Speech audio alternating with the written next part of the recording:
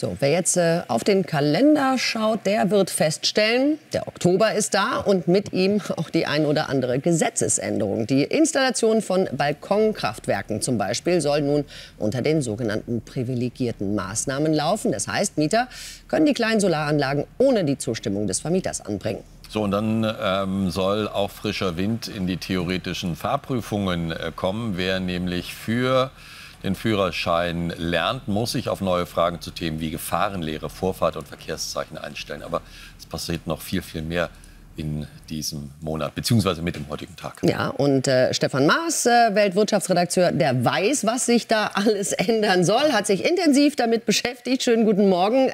Guten Morgen. Zum Beispiel in der Pflege ändert sich einiges. Was genau? Guten Morgen, ja, vielen Dank für die Einladung. In der Pflege ändert sich insofern etwas, als dass die Digitalisierung auch da Einzug hält. Und zwar die Pflegebegutachtung, die ja wichtig ist, dass die Kasse überhaupt Pflegeleistungen bezahlt.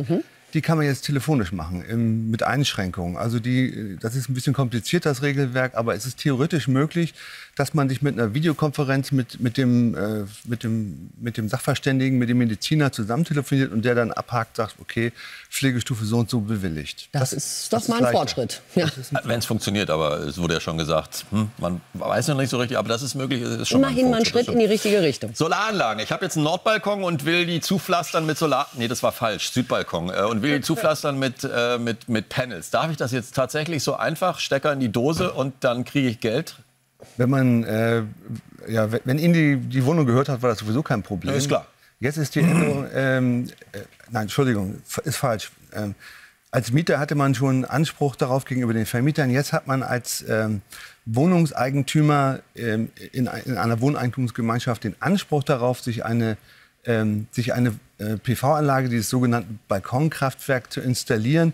Und ohne einen triftigen Grund darf es vom Eigentümer, von der Eigentümergemeinschaft oder vom Vermieter nicht abgelehnt werden. Das ist der große Unterschied.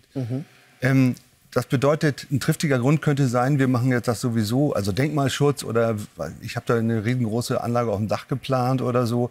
Aber normalerweise gibt es keinen vernünftigen Grund, weshalb man das ablehnen sollte. Diese Balkonkraftwerke sind ja auch relativ einfach zu installieren.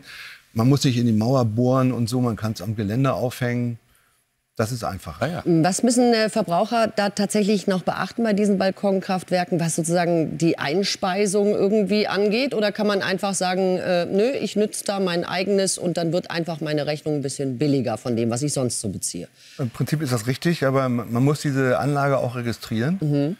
Das ist aber auch relativ einfach geworden. Das ist nicht mehr so wahnsinnig kompliziert. Das ist auch alles online möglich. Und dann dann braucht man noch so einen kleinen Wechselrichter oder so einen Schalter. Das ist ein kleiner Wechselrichter. Und dann kann man Strom produzieren, selber verbrauchen oder einspeisen. Wir haben es gerade gesagt, Führerscheinprüfung ändert sich was. Was denn genau?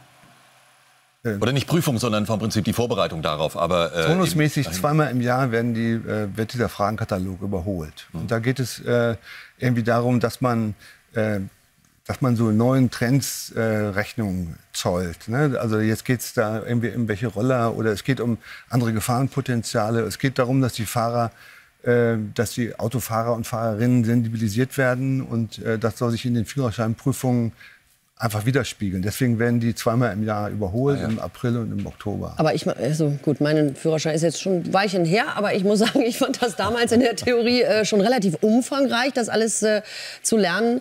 Wenn jetzt da so viele neue Bereiche dazukommen, werden dann da auch ein paar andere gestrichen oder heißt das jetzt einfach nur mehr büffeln für die Theorieprüfung? Nee, man muss aktuell büffeln. Mehr büffeln ist es gar nicht. Die Fragen werden aktualisiert.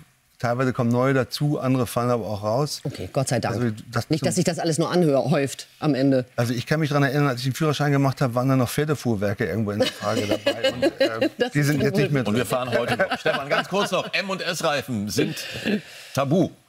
Sofort ab heute. Ab heute, ab 1. Oktober sind die... Wie muss denn mein Reifen jetzt aussehen? Also ein Winterreifen braucht die Alpinkennung. Das ist so ein Berg, so ein spitzzackiger Berg, wo eine Schneeflocke drin ist. Ja. Es gibt auch welche, die haben die beiden, M&S und dieses Alpin-Kennzeichen. Den darf ich noch fahren? Den darf man noch fahren. Wunderbar. Aber man darf auch die anderen noch fahren, wenn das Wetter es zulässt. Also wir haben ja eine situative Winterreifenpflicht in Deutschland. Das bedeutet, wenn es glatt ist, brauche ich einen Winterreifen. Wenn es aber trocken ist und schön, brauche ich keinen Winterreifen. Da kann man auch mit den alten M&S-Reifen noch fahren. Hauptsache, es passiert nicht, sonst kommt die Versicherung und sagt, aber das haben Sie doch gewusst, Herr Klug. Das kann auch teuer werden. Das reicht schon, wenn man diese M&S-Reifen sind ja auch Winterreifen. Ja. Aber wenn man jetzt irgendwo liegen bleibt, ne, man verursacht einen Stau und hinter einem hat man da das Perlenkettchen von Autos, dann